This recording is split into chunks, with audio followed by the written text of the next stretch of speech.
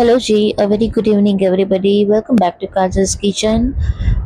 આજે એક simple recipe બનાવવાની છે, ટિપિકલ કાઠિયાવાડી, અને one of my favourite recipe કહી શકો, જે છે સેવ ટમેટાનું શાક.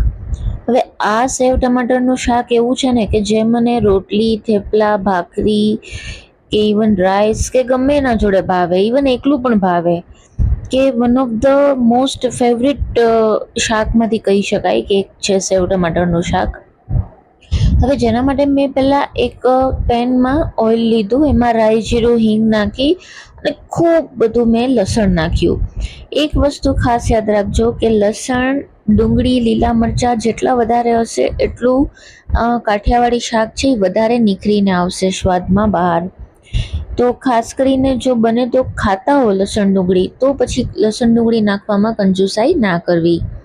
હવે આ બધું જ આપણે પ્રોપર સાંતળી લેશું અને ત્યારબાદ એમાં નાખી દઈશું ટામેટા.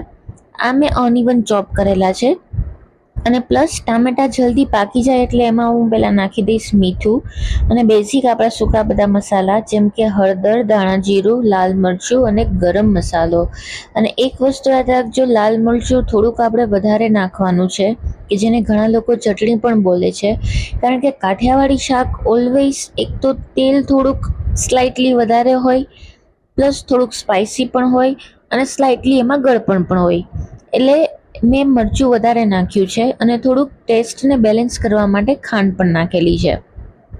હવે ટામેટાને આપણે પ્રોપર ચડવા દઈશું અને કન્સિસ્ટન્સી એડજસ્ટ કરવા માટે હું અહીં થોડું પાણી ઉમેરીશ. પણ યાદ રાખજો, પાણી વધારે નથી ઉમેરવાનું, કારણ કે ઓલરેડી ટમેટા પાકશે એમાંથી પાણી છૂટશે જ, કારણ કે આપણે મીઠું નાખી દીધું છે, એટલે વધારે પાણી નથી નાખવાનું. અધરવાઇઝ તમે સેવ નાખશો તો ગ્રેવી નહીં બને, પણ પાણી બની જશે, રસ બની જશે.